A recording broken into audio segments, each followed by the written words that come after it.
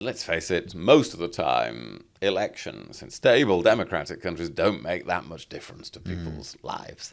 And certainly don't make that much difference to financial markets, actually, which are usually just take an election in their stride. But this one is different in that Trump has a clearly different foreign policy and a very different trade policy. That's a whole other subject. But since he says tariffs is his favorite word, that is bad news for exporters. And if you're in the automotive sector in Europe, including the UK, that's bad news, because that means he doesn't want exports. He wants to force those things to be made in America.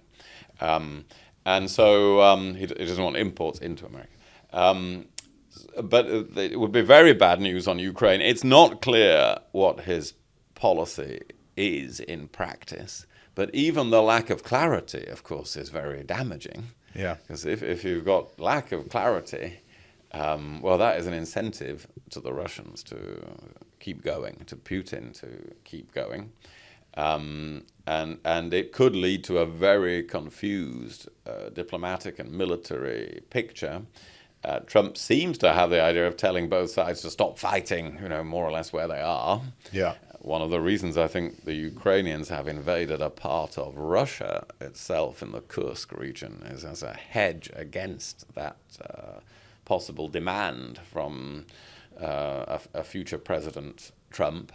But what would happen if the war ended where they are now is not only a terrible injustice to Ukraine, but also it would just store up the next war.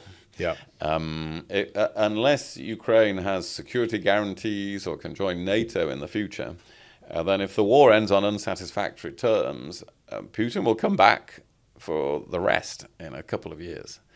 And that takes you back to, that's an immense strategic problem and financial drain on Europe, including the UK, if that happens.